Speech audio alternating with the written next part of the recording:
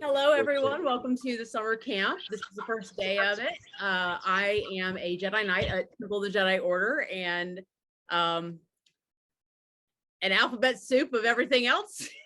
I'm like everywhere. My name is Alethea Thompson. I also go by the name Setanako in the broader community, or Seta for short, or Allie for short. So today we're going to talk about peer support communication. This will be slightly different from the one that I did last year, especially the first slide. So I have recently come to a new definition of what the Jedi path is based on some interactions with some people who actually brought me up in the Jedi community like 20 years ago. Yes, that is right. I have been in the Jedi community for 20 years now. I'm old. I'm 37, but I'm old. It's been a good time though. So this program was actually written originally in 2012. So that was like 10 years ago and 10 years after I started. So at my halfway point, it was based on a program that I had written or I had gone through. It was a 40-hour class. So I'm actually a certified peer supporter with the Army, but I don't know what I did with the certificate after like 30 moves since then. Probably closer to 7. I'm exaggerating, but I think it's like 7 moves. So anyways, this definition has come to me more recently. The Jedi path is not a traditional warrior's path. It is one which removes obstacles and assists in providing a roadmap. You know what? I am going to escape out of this and I'm going to put this smaller so that I can actually read what I'm looking at. Okay. Anyways, provide a road. So let me start over. The definition of a Jedi, or a definition of the Jedi, this is mine. The Jedi path is not a traditional warrior's path. It is one which removes obstacles and assists in providing a roadmap to those in need of healing, even to those whom would call themselves our enemy. So actually, you know what? I'm going to go here and I'm going to ask you guys, how do you think this relates to the concept of being a peer supporter? I know a few of you actually took my class last year.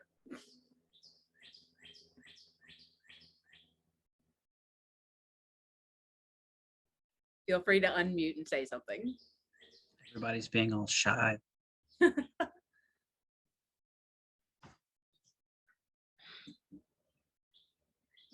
I think for me, being a member of the clergy, I think the main thing for me is to just be that listening board, that sounding board. To remove the obstacles doesn't mean remove them with your own strength and your own might, but to teach people how to remove their own obstacles so they can be able to heal themselves. It also opens up the path a lot more. It's a wider view of it, giving you more tools to work with. Anyone else? 3. I would say that even though the Jedi path is an individual path, it's also not one we walk alone. We get so many new people in who say things like, I didn't know that I wasn't the only one. And it's so awesome to find others who think like I do. And sometimes just being here can be that peer support. Yep. All right. So next, what is a peer supporter? It's someone with a basic training in psychological first aid, which is meant to administer an ear support and ensure the person they are helping gets to a professional when the situation requires more than just a chance to vent. A peer supporter is not, however, a professional mental health specialist, which means that in the event you find somebody who is in a crisis that you cannot help manage, you need to start helping them be okay with getting to a mental health specialist.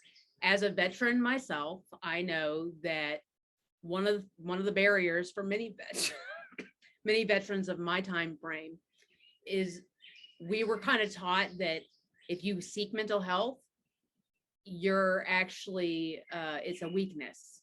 And so a lot of people that are in my situation or that are veterans do not seek out that, and that's why we have 22 on average 22 deaths a day.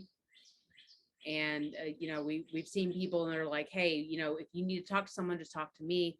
And they're asking to be they're telling people that, hey, we're here for you and we're peer supporters. But in reality, the truth is that some of those people really do not have the time. And it's kind of it's almost like they're saying, yes, I'm here for you, but at the same time they're going through their own trauma. And it's important to know that the goal should always be that if it is too much for you, then you need to help them. One of those barriers, those obstacles we need to help them with is that professional mental health is important and healthy. And there are free apps or people that they can go to for free for a limited time, where they can at least start seeing that mental health is helpful. So those are resources that we can refer them to. Why peer support training? Because believing you have a gift can create more problems than resolutions. People are very complex, and it helps to have a basis of understanding of what is and is not appropriate. So I actually, like, this was kind of my pride thing. I wanted to go through this curriculum when I was in the Army, but I kind of thought I already knew everything. And then I found these points, which are points that I have made part of the training program because they were so important to me to be able to witness. And so you'll get some of that. But seriously, people are very complex, and it helps to have a basis of understanding of what is and isn't appropriate. Being a good peer supporter can increase morale and productivity, reduce the chances of accidents, bring about growth and learning, and reduce the chances for additional problems arising, financial, home life, etc. Some of these things cannot be avoided, though. So like for the last so from like 2015 until 2020, late 2020, no, 2022 now. So I've been living here for 2020. The pandemic actually helped me get out of a really, really bad situation.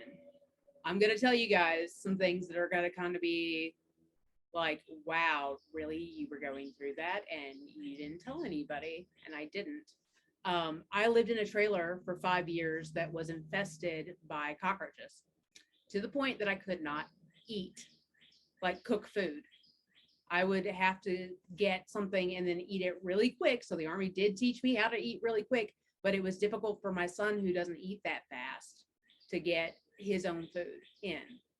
He was mostly getting his nutrition from like when we would go out to eat and from school, because I could not provide him anything because cockroaches would just fall into my cooking for 5 years.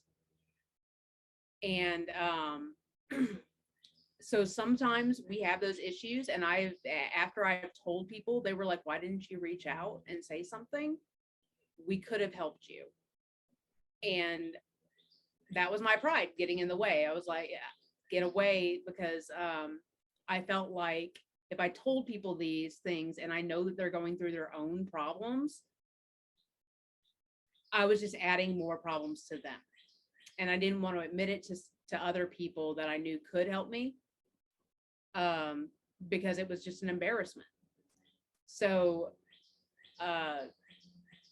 being able to acknowledge and see that someone's going through something that maybe they're not talking about. We've actually seen this recently.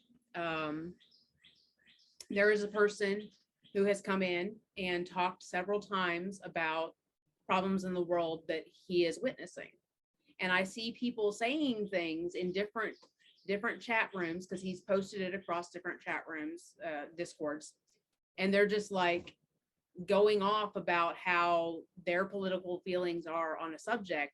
And this whole time that person is like, I am watching people I care about die.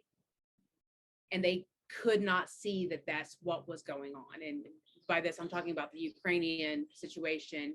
And even when Afghanistan happened, this person reached out to me and he was talking about everybody else but himself. And I was like, what about you?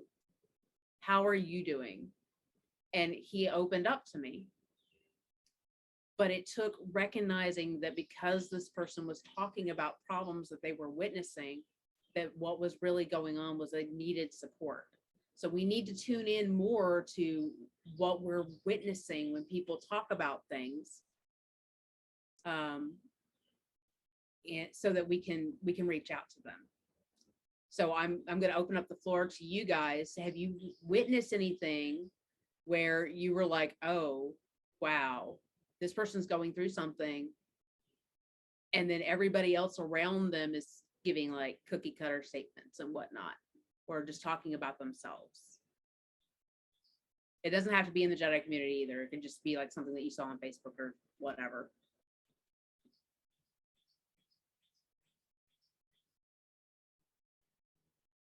Anyone?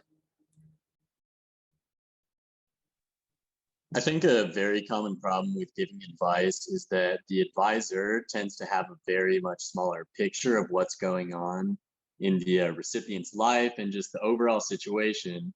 Because even if I go to, say, a mentor and try and give them my whole side of the story, ask them for advice, this is coming filtered through my own worldview, my own predispositions, and whoever's giving me advice is going to have an even narrower point there. So especially when it comes to trying to peer support, I always tend to just lean on the side of being very conservative and saying, okay, what do you think about something? Because honestly, I don't even trust my own decisions half the time. And I'd much rather have someone else, try and validate my own thoughts. So I can't imagine how much more so if someone else is coming to me. Very good point. Thank you for bringing that up, Rex. Anyone else? During seminary, I was taught not to say that I understand, because we tend to, as humans, to compare a situation somebody else is going through to something similar that we've gone through. And that in itself isn't the same. What they're going through, what their emotions are, what they're suffering, what they're going through, is nothing similar to what we may have gone through. We just think it is. That doesn't connect us. It's listening to the individual. Yep. And it's honestly hard not to go, I understand, because that's one of our first reactions we want to do. But do we really understand? Yeah. I think the big point for me, and it's something that I've had to learn over and over and over again, is that the key is to let people know that they're not alone, but they're not alone because I'm here listening to them, not because I've gone through the same things. You know, in that moment, like, I want people to know that, they have, at the very least, my support, and I will do what I can, but I also don't overpromise. That's a huge thing for me, that I have had a hard time, overpromising, or maybe even over delivering, like putting more energy and less self-care, right? Because when we go through when we're experiencing a lot of that, through peer supporting, we can sometimes, overextend ourselves, and we can't care well, serve well, be good peer supports without self-care. Definitely. Which is actually, I don't know if you guys were following the Jedi Compass, but self-care got added this year. And that is so important that it's actually in there.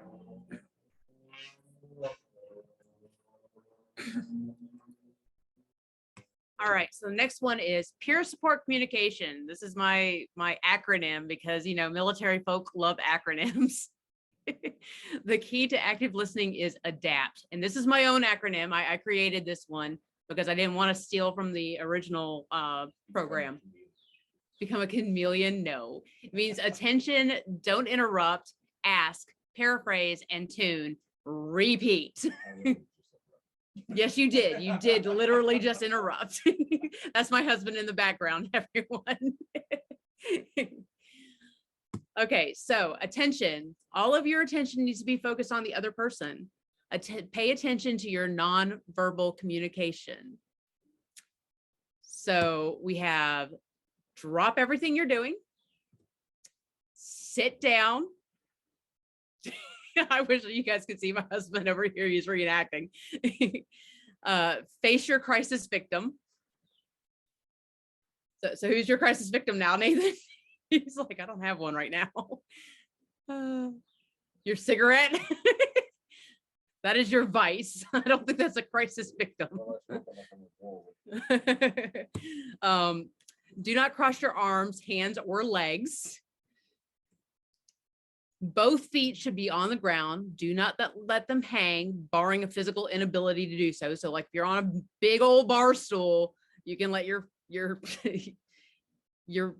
feet hang. But if you're not, also don't be on alcohol when you're trying to do this. Lean slightly forward. You can serve alcohol. Bartenders are great. Bartenders are fine, but I'm talking about you cannot be inebriated. Maintain relaxed eye contact. No hawk eyes, no darting eyes, etc. Avoid tics like nail biting, tapping fingers, going through your long, luscious, nice red hair. Okay, it doesn't really work the same as my actual hair, but yeah, don't do that. Avoid zoning out or showing disinterest. So I want to talk to you guys. Have you ever been in a conversation where you could not see the other person, not text-based, but where you could not see the other person and you could kind of just feel that they were doing these things? Let's hear you talk about it. Can I ask you about the tics? Because there's no possible way. This is just kind of how I am. How do we I just do tics, that's just part of my, and maybe that's something we'll talk about in my presentation, but how would one avoid tics? Because that's kind of part of my life. Well, yeah, and don't get me wrong, like with the hair thing, I even find myself when I don't have anything on, just going through my hair is really weird, having short hair now. So short that it's basically non-existent. But I do it still. And I think the only reason I don't really do it much with this hair is because it's really hard because it's, synthetic. But yeah, I'm still going to try to find ways to play with it. One of the things that I have noticed is that when I'm focusing on meditations that are more discipline oriented, like focusing on a candle light for about 10 minutes a day, helps me learn to not sway, helps me learn to just keep calm and focused. And if I notice that I'm doing something, I can just calmly tell myself not to do that. And as I work through it, I've actually, some of my tics have actually gone away. I still play with the hair. Like my tapping or doing this, or just kind of like just being nervous, or even crossing my arms or whatever. Those are, or biting my nails. I bite my nails. You guys can't see, my nails are short, very short. So, but I have been able to focus and discipline myself when I need it, because I've gone through the meditations and I've worked with them.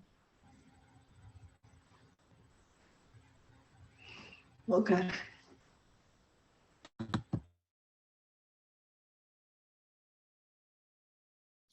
So going back to my question, have you guys ever like just noticed when you couldn't see someone's face that, well, maybe you're on a phone or you're sitting down on a Zoom and the person doesn't have their audio going that well? Have you noticed that you can tell that some of these things are kind of going on, like even crossing their arms, because you can kind of hear that in their voice? But have you noticed it?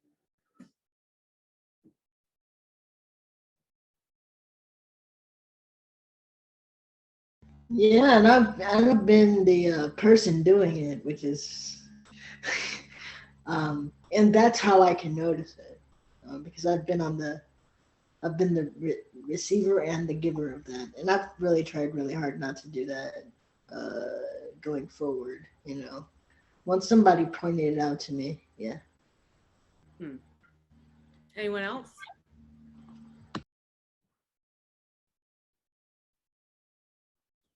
Three, two, one. Okay. I'm going to start doing the countdown because I need to know if anybody's going to say anything. So if you guys hear me doing the 3, 2, 1, it's because I'm just trying to figure out if I need to go forward or if I'm ready to go forward. And now it's not. What are you doing? Okay. Don't interrupt. This is the next one. Interrupting can cause serious problems, like just let the person speak. So some things to avoid. Subject changes. Do not change the subject. Are you laughing because I normally do that, Nathan? Of course he is. I don't do it when I'm trying to talk to somebody who really needs me. So anyway, I was at work last week. Use of persuasion or coercion. Lecturing or preaching. I still have massive problems with this one. But I usually do it after they've already spoken. And I actually lost an apprentice kind of over this. There were more things going on, but this was a part of that. Was me lecturing and preaching to him. And I shouldn't have, and I knew I shouldn't have. I was even talking to Master Angelus from IJF, and I told him, I said, I know I'm doing this and I feel like I'm going to push him away, but I feel like he still needs to hear it. And I'm like, but my training tells me I shouldn't be doing this, and I'm doing it anyway. Why do I keep doing this? So this is one that I still really need a lot of work on, is lecturing and preaching. Too many questions. Don't ask too many questions.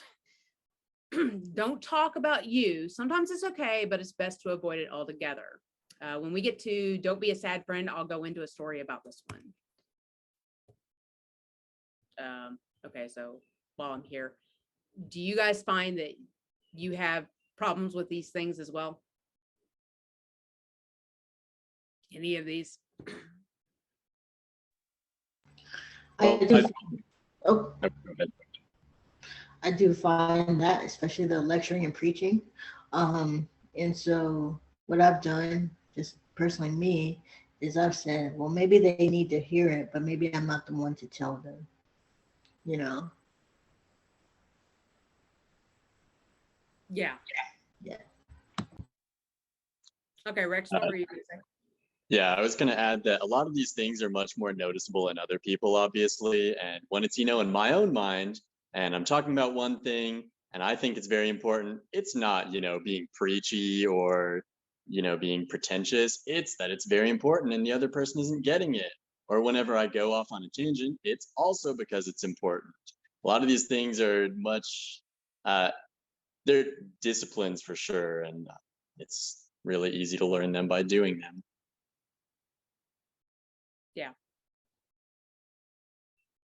Anyone else? 3, 2, 1. Okay. Ask. If you are unsure about something, don't assume you know it. Ask for clarification. So I actually recently did this assuming thing with a friend where we were talking about Kenobi. No spoilers. I'm not going to spoil it for anybody. But my point is like we were talking about Kenobi and she was trying to use a story to facilitate why she doesn't like Kenobi. And it was about a vet.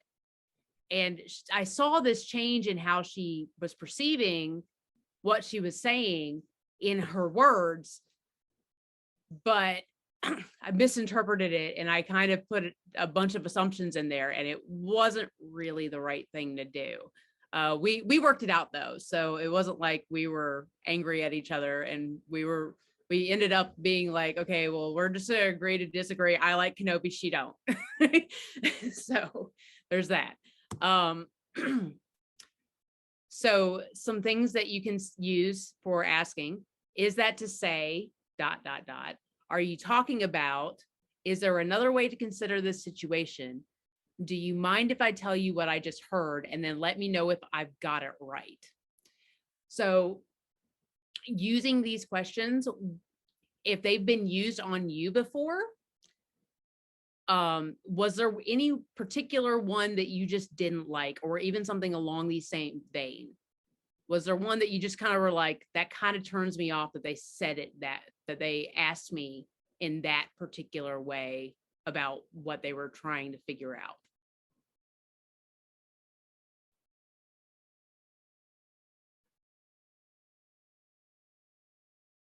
Not hearing anybody say anything. I think my the question, is there another way to consider this situation, is the one that kind of like rubs me the wrong way. Because maybe at that time I don't want to consider this situation another way, you know. Yep. Anyone else? How you phrase things is important too, because I was trying to explain something simple to my brother the other day over Discord, and it was the pull list for a comic book shop. But I couldn't think of the word pull list, and I was talking about, I was using subscription, and that confused him because he's like, what are you paying to subscribe? Needless to say, the way he spoke to me was very inconsiderate. And it's sometimes how we present ourselves or how we communicate, because apparently I wasn't doing a well enough job to communicate what I was trying to say, but he wasn't communicating his questions well enough for me to understand what information he was looking for. And it was just a cluster. And they ended up walking away with both sides of the party mad. So That's understandable. Yeah, no, I have problems with words myself. I've often like I have to sit there and I have to do images. Like this one time when we were in Japan, I was trying to tell my husband that we needed to go to the airport, and I was like, we need to go to that place where they like land, and it's got the things that they land, and he goes, airplane? And I'm like, yes, an airplane. We need to go to the place that has the airplanes. And he's like, an airport? And I was like, yes. And I'm saying this in front of somebody whose native language is Japanese. And he's just kind of sitting there like, is your native language English? And I'm just like, I lose words. I can't think of them. And he had to explain, yeah, she just loses words on occasion. I think it's because I was dropped as a baby, or I fell out of a second story window as a baby watching a basketball game. I still like watching basketball. Not to the extreme, but it didn't scar my life. But so as Rosalind said, the one that rubs me the wrong way is there another way to consider the situation? Because I'm, like you said, I might not be in a situation where I can hear that question. Because I'm just too distraught and in my own, like you can use that later You can say that like a week later and be like, hey, so let's revisit that situation you were in. Is there another way to consider this situation? Then maybe I can be like, okay, it's been about a week. Maybe I do need to meditate on this a little bit more. But that is definitely one that I would not use on the first discussion. That's one that more I would probably put in the position of a professional, a mental health professional, and not really a peer supporter. But it was in the original material that is something that you can use. All right, so moving on, we got paraphrase. Paraphrase. Try to paraphrase everything you heard.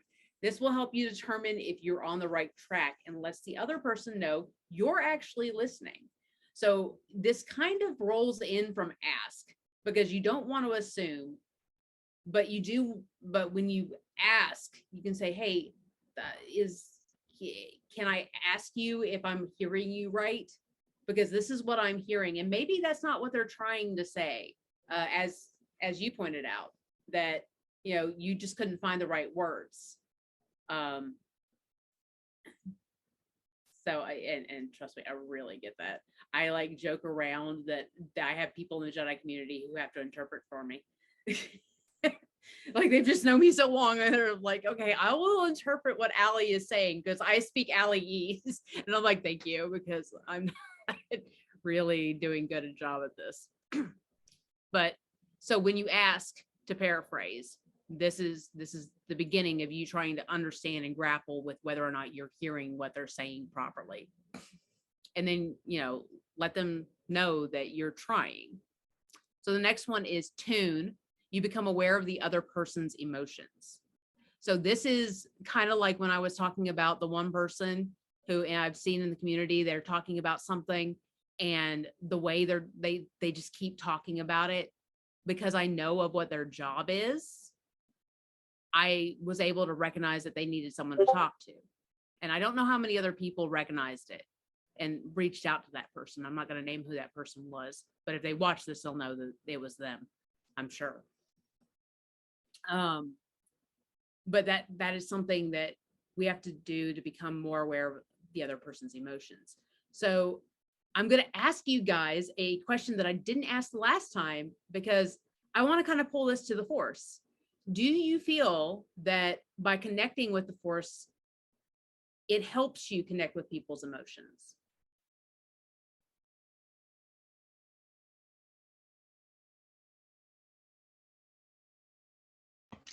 I think it can be helpful because we get our own emotions out of the way, right? So being aware of how am I feeling? What's my body feeling like?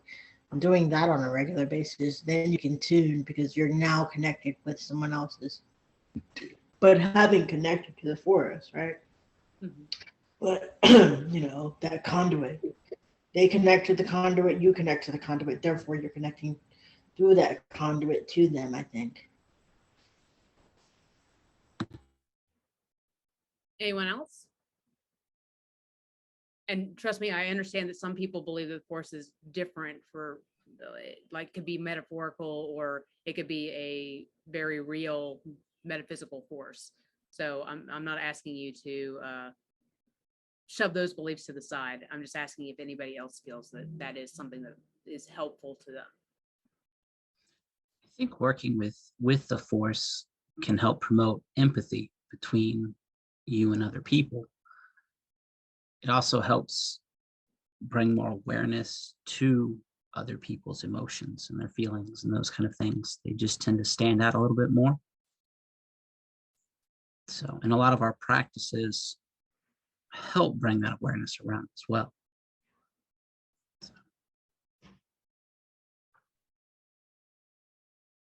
Anyone else? 3, 2, 1.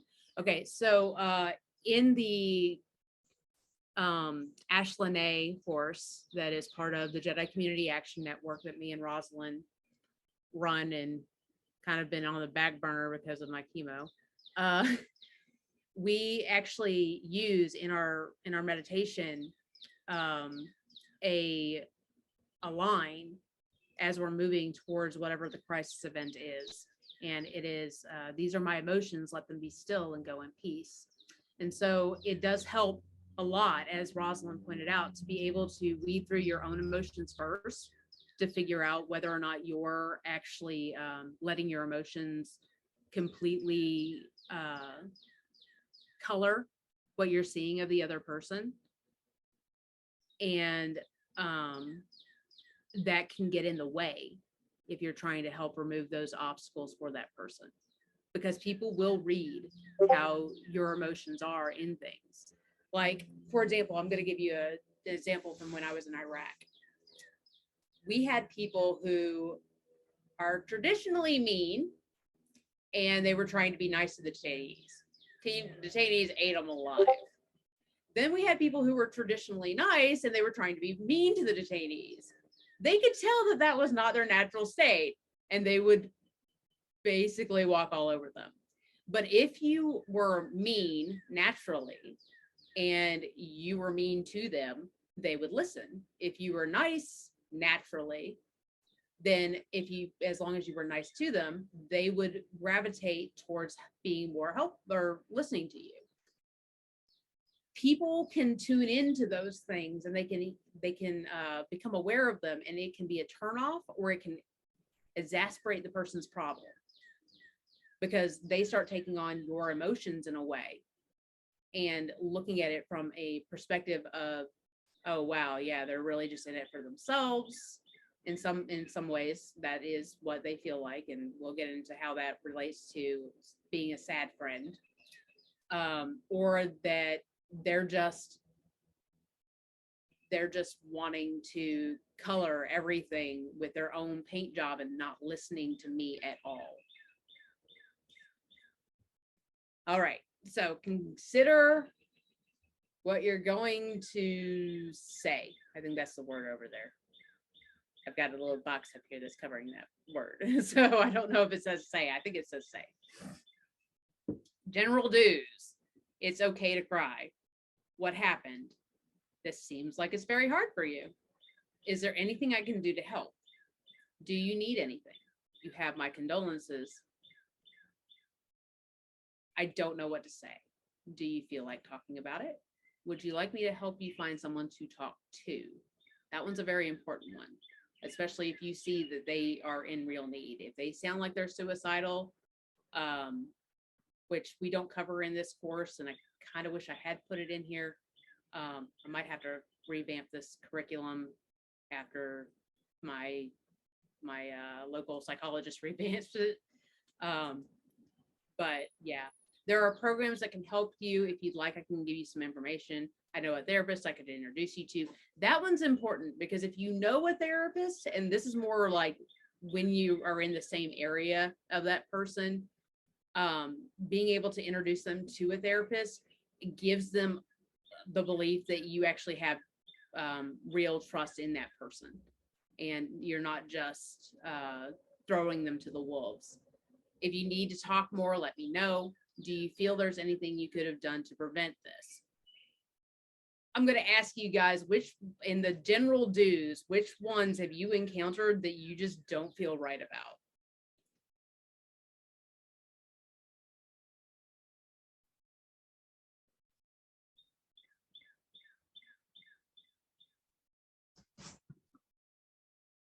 I don't like that last one. Yeah. It's a bit like blaming the victim, right? Yep. And again, these are ones I pulled directly from the original curriculum. I just put them in there. I agree. Do you feel anything that there's anything you could have done to prevent this? That one is another question that I would leave more to a therapist to ask, or a later date, when if this is like an apprentice for you, that one, maybe you could talk to them and let them know you're not trying to victim blame. You're trying to see if they know that there was nothing they could have done, because sometimes that's something they need to be aware of, that they need to come to terms with. If I was abused as a child, how was I going to deal with my father, who was like 30,000 times my weight. Okay, actually, that he was probably 300 pounds, and I was like, I don't know. I was 7 at the time, so probably 55 pounds. There was nothing I could have done about that. Absolutely nothing. Even if I tried to go and pull the trigger of one of his guns to shoot him, I probably couldn't have pulled the trigger because I was too weak. You know, you have to being able to accept that there is nothing you could have done to prevent the problem can be very healing. But it is something that I would not use in the first session of talking to this person. It's something that as an apprentice master relationship, maybe I would breach, but otherwise I would probably leave this one in the hands of a mental health specialist. But it would have to be a while after I've built a really good rapport with that individual before I use that question. Are there any others that you guys don't like? It seems like it's very hard for you. If you're having a conversation with an individual, I think that's rather obvious by the conversation, and pointing out that kind of obviousness is just kind of poking them. That's a very good point. Anyone else?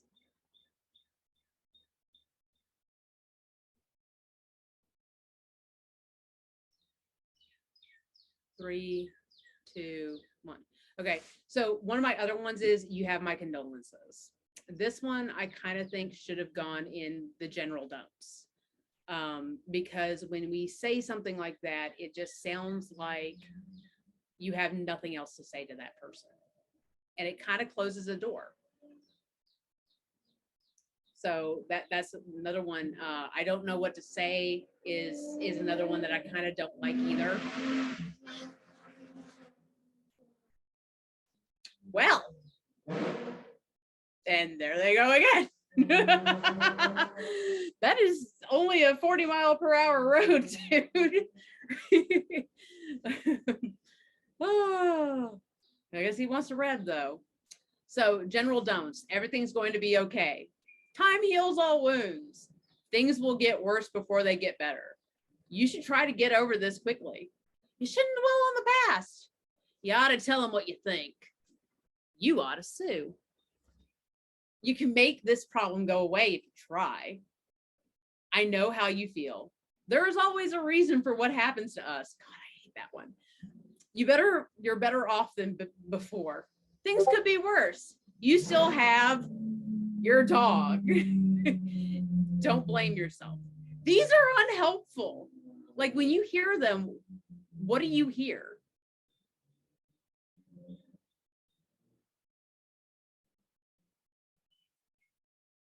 Anybody want to weigh in on that one? For me, I hear you're responsible for, you know, in a lot of ways. And it's not just that you're responsible, it's, you know, this is your problem. You should deal with it. And why are you dragging me into your problems? Anyone else? 3, 2, 1. So I agree. And a lot of these sound like they're said in many veins to try and make the person who doesn't know what else to do feel like they've done something for that person. When I feel bad because the only thing that sometimes I feel like I can do is put a care button on Facebook. Like I don't say anything, I put a care, and the care doesn't quite match what I wanted to say either. Like care itself is a good word, but like the emoji doesn't quite fit what I want it to say. But at the same time, like at that time, I don't have the ability to talk to that person, and I want them to know, you know, if I have a chance, I'm gonna talk to you, but it doesn't come across that way because I never do. Well, I can't say never. I do on occasion when it's certain people. I'll reach out to them, and I feel bad about it. It's a habit that probably I should get out of. It probably is better that they don't think I ever saw their post in some cases. Just like, we're sending thoughts and prayers, and then Congress does nothing for whatever, because we didn't vote right, or we didn't do this, or we're not putting pressure on our representatives. All we're doing is saying prayers and whatnot. And then we don't donate. It just seems very distant. And even at that, you say, oh yeah, thoughts and prayers, and then you know, because sometimes you do it too. You say it and then you don't actually do the prayer. You don't actually, like, you have the thought only long enough to say that I'm going to send you my thoughts and prayers. We all know people do this because we do it on occasion too. We don't necessarily follow through. And because we are aware that we do this, it makes it even worse when people try to say that they're going to themselves, because we know that there are most of them who won't, and they only think about it in that moment, because that's our personal experience. So it hurts to hear these things. And it's also, so like, you ought to tell them what you think. That doesn't help the person either. You ought to sue doesn't help them, because even if they want to do that, maybe they don't have the money to do that. Maybe they don't have the confidence to do that. But at the same time, by telling them to do those things, you're hurting the other person and not giving them a chance to heal either. So remember how I said in the beginning, even to those who would call themselves our enemy, we have to give them opportunity to heal also.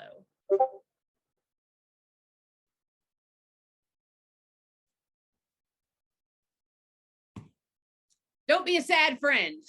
I love this one. So this is also another one of my personal acronyms. You don't provide solutions, you don't avoid the discussion, and you don't disparage the person. So solutions, you should not tell someone exactly what they should or shouldn't do. Avoidance. Oh, well, you know what? Actually, we're going to go back to solutions. So this one, like I said, was the preaching and the lecturing. This one's the one that I have the most issues with. I like to provide people with solutions because I felt like when I was younger, I needed solutions and I didn't have them. I was given one solution in particular, and then I lost the phone number for that person. And what they did was, it was at a 4th of July event. We were out with my mom, and I met this woman. I was like maybe 5 years old. I met this woman, and my father wasn't there. And I told her about the abuse that my father was unleashing. One of the first memories I have is of him holding a gun to my mom's forehead and threatening her and us.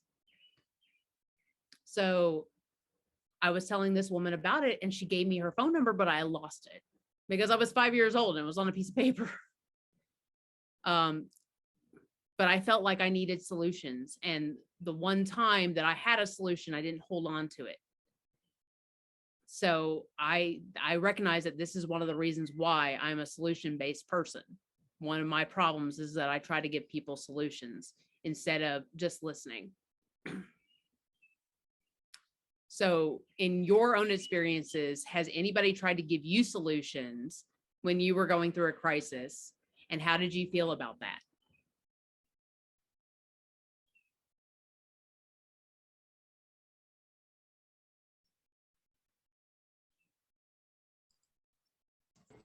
I think I like solutions.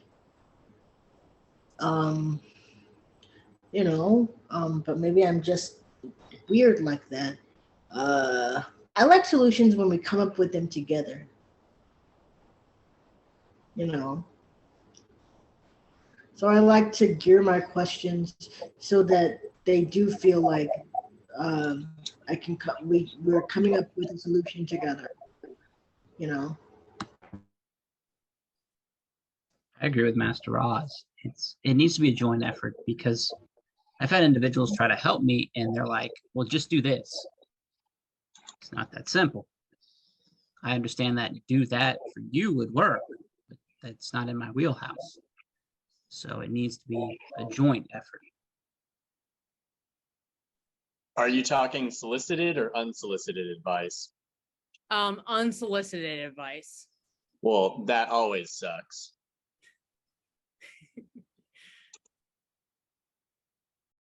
Yeah. So as you guys were talking, you're talking about how you want it to be a joint effort. And that is the goal here. When you are adapting and helping them, they have to help them, or they have to find solutions that they like. So when you're asking them, when you're paraphrasing back to them what's going on and you're tuning into what they're saying, one of the things that you can start working on as you go through this adapting process is helping them find their own solutions. So when you offer the opportunity, is there anything that I can do to help you? Or is there, what are some avenues that you have tried so far? And what do you think might be useful later? That's another one of those ask things that when you get to a point in the adapt cycle, when you get to asking, you can also start asking how they've tried in the past to fix a problem and what they could, what they're looking at possibly doing, and then working together to see if that solution would work. The solutions are best when it's their, when they feel like it's their idea, because now they have a reason to work on it, because they think, oh, well, that was my plan. Okay. You don't want it to be your plan. You want it to be their plan. One of the things that I dislike in the Red Cross model is that you sit there and you talk with a person and you let them vent, and it can be good and it can be helpful to them. But at the same time, you offer them, you're like, hey, this is what you need to do. You need to get a house because you went through a home fire. You need to get a house, and we can provide you with some money for that if you get it within so many days. I think it's like 30 days and maybe a 15-day extension if you really need it. And it's only a security deposit. So we're like, we can help you. And the entire time they're just like, I can't find a house. And you're like, maybe if you go to findhelp.org, you can find it. But they don't remember that stuff because you're on the phone while they're going through a crisis and they're just talking about this horrific thing that has happened to them. And now they're going through other problems of, well, my family doesn't want to help me do this. My family needs XYZ. Like I had one person that said, I have like 10 people in my family, and everywhere we've gone, they've said the septic tank can't take 10 people. And so they're going through this struggle, and you're like, and you're sitting there and you're like, go to apartments.com, see if they have a place. Like you're offering them solutions constantly, but it's not their idea. And you're doing it on a phone. It's one thing, in my opinion, it's one thing if you set up a meeting and they come to the meeting, because that shows that they want to hear your solicited advice. But when you're calling every week to check in on them and then offering different things, like I had another person who I said, do you want to talk to a chaplain? Because they said, I feel like everything happened because I took my daughter to help her get an abortion. And she said, no, because it just makes it worse. Talking about the whole situation makes it worse. And I'm sitting there like, I should close this case because I'm making it worse for her, because she has to relive this trauma every time I talk to her. I felt so bad about it. And that was actually my last straw. And I told the Red Cross, I was like, I can't anymore, because this is just not how, this is not working. Like, I feel like they're not getting anything out of it. And I've helped maybe 3 people in the year and a half that I've been here get resources that they really needed when it was their idea. Hey, I have this camper that I'm looking at getting. Do you guys offer assistance to get the camper? Well, we can give you a security deposit. and you can use that money. And that was the first person I ever helped. Or if someone's come to me and they're like, hey, are there any places around where I can get furniture? Let me look to see if there's a Salvation Army in your area or a Habitat for Humanity, and we'll see if we can get you a certificate, like a little $150 thing that would help you get some furniture or whatever you needed. But it had to be their idea. And that was one of the problems I had with being a case manager, because I was giving them their damn solutions, because that was what was told to me, to give them give them solutions. You got to insist that they do this, you got to insist that they do that. And I'm like, it doesn't work that way. So that really brought this particular one into formation for me, as to why solutions need to be something that is joint effort, and it needs to feel like it was their idea, because then they're going to invest time into their idea. Any comments?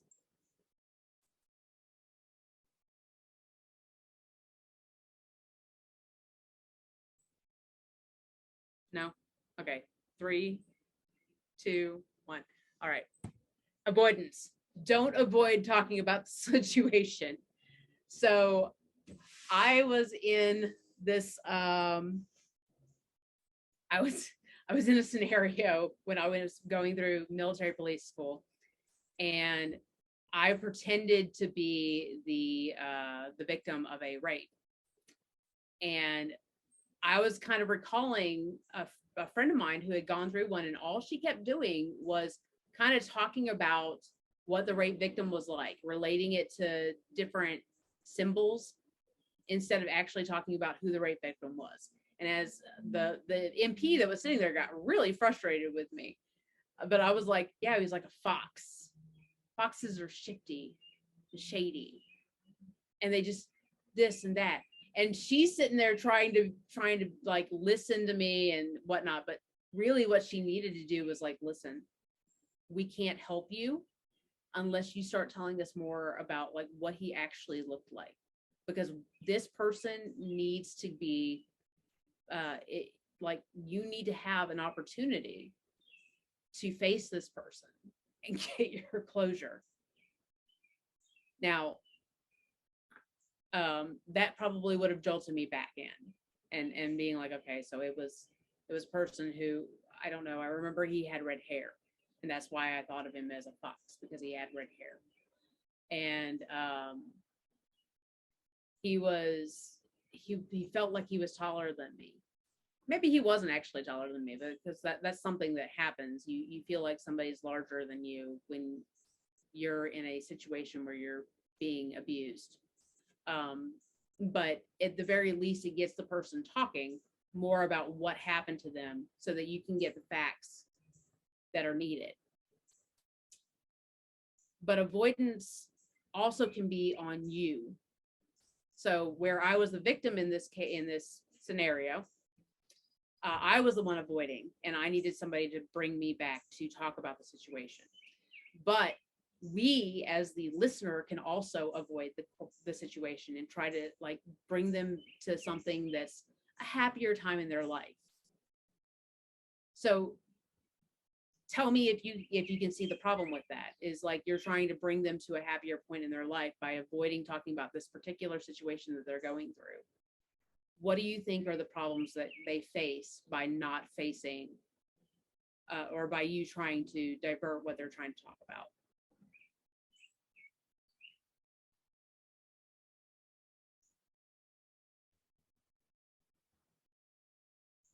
Well, it means they still have to face the situation, but they do it alone. Right? You know, they do it when they're not in the room with you. Those thoughts are still there. Those feelings are still there. Everything is still there.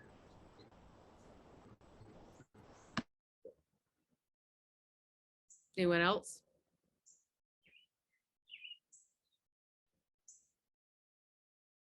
Three, 2, 1. So, yeah, definitely they have to face it alone, and it also feels like you're not actually caring about their situation. They're going through a crisis. They need to talk about it, I actually at the last gathering banned a name from the gathering. And I later found out that there was someone who really needed to talk about that. And they were like, no, we're going to talk about it because nobody told me. No one told me what I was going to go through if I connected with this person. And she told me about it later. But the point is that sometimes people just need to express themselves so that people are aware, hey, like in this particular case, hey, if you know that there's somebody that I have in my life who's really a problem, please tell me so that I at least am on my guard for what's going on. Because I've already been hurt one time before. I need to know if I'm letting somebody back into my life that's going to hurt me again. Because I can't let my child go through that. I can't let XYZ happen again. Because it's happened so many times in my life. So avoidance can be a massive problem when we go into discussions like that. It does not give them the care and due process that they need to face what happened and to let other people know the support that they need in the future. Disparage. The victim knows more about the situation than you do. Oh my gosh. So this one actually ruined two family members in my family. So my sister, I'm pretty sure my mom's never going to watch this, but if she does, Mom, I'm sorry, but I'm going to put this out here. So my sister, who has been with my mother for years, she's the youngest of us. She was there for her when she was going through her cancer problem, everything. And when my sister found out that she was going through cancer herself the first time, so she's had two sessions. She's going through cancer right now. Again, all three of us are actually. It's kind of both funny and depressing at the same time that my siblings and I are all going through the same problem. I'm the worst of the three. But, well, I say that. As far as stages go, I'm the worst of the three. I feel like my sister got it much worse than I did, though, this term around. So anyways, point is that after my sister went through everything and she had gotten it cut out, she finally told my mom about it. And my mom took this as an opportunity to talk about her own cancer problem. So because she was trying to encourage my sister, letting her know, hey, I got through this, you're going to get through this, etc. But she kept making it about herself. And my sister, who's going through a class or going to become a psychologist, like she's going through college for this. I think she's actually getting her master's now to be a child psychologist. Didn't take this well. And she told my mom that she needed to see a therapist because she kept pushing her trauma onto her instead of just letting her talk. This right here, disparaging in the sense of my situation, like telling them about your situation or feeling like you know about the situation itself, is one of the most damaging things that you can do in a relationship with somebody. So just, kind of think of a time when someone tried to tell you their story. And I know that one of you, I think it was Ashura, brought it up, where you were like, yeah, well, I've seen this happen where, you try to relate your situation to whatever's going on, and then that person just doesn't, like, they shut down. So in your own, like, if you guys can share any story that you have where that was a situation, I think that would be helpful for anybody who watches this later. I know it is something that I always have to stop myself from doing. And like I said, I think it's a knee-jerk reaction for us to connect to each other, is looking at similarities that we have gone through to connect to the individual's trauma or what they've gone through. And I've had to train that out of myself because it doesn't help. It's comparing traumas doesn't do anything for anybody. But it is something I have had to train myself to stop that knee-jerk reaction, to think before I speak and allow that person to explore and expand upon what they're going through without trying to relate to it directly.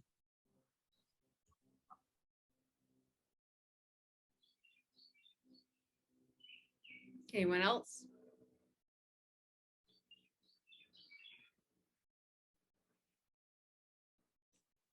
Three, two, one.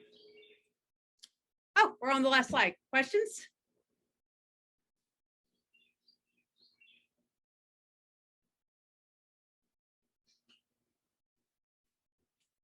Escape out of here, and I'm gonna stop screen sharing because now we're at the questions thing, and it's easier for me to see you guys. Stop screen share. There we go.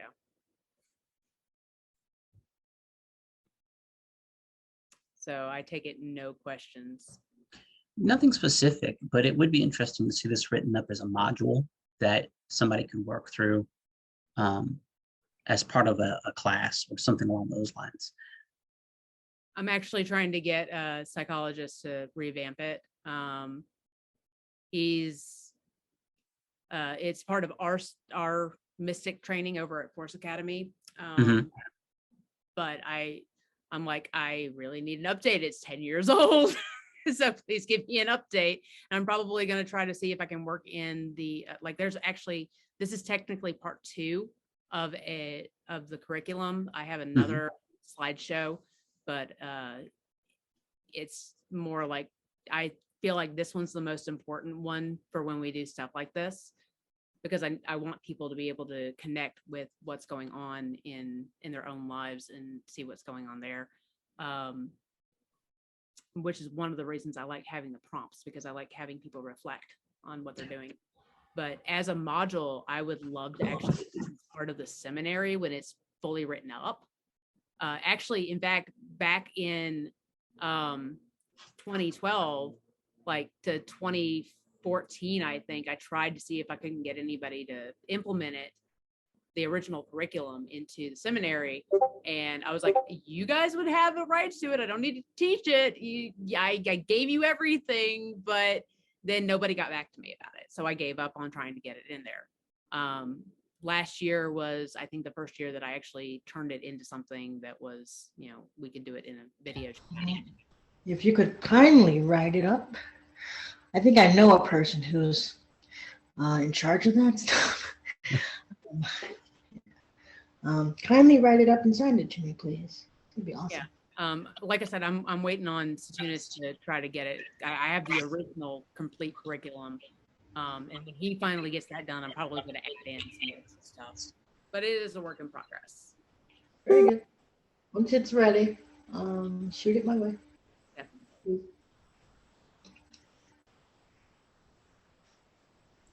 I know a lot of these topics were covered in seminary when I went through it, because it helped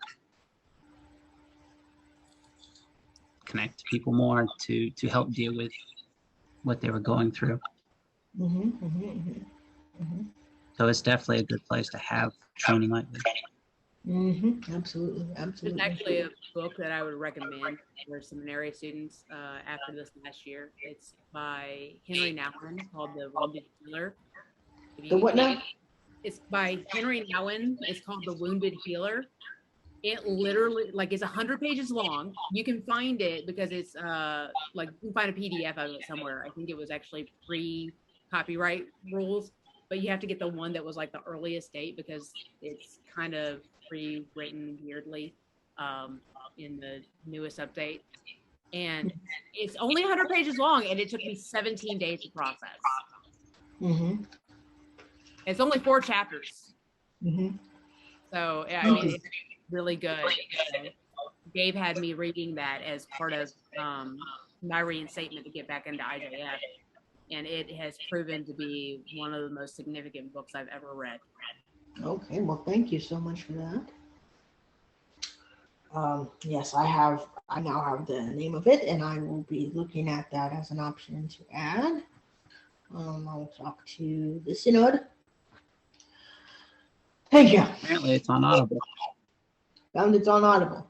It is. On How big I is think the that's also the abridged version, which isn't the greatest.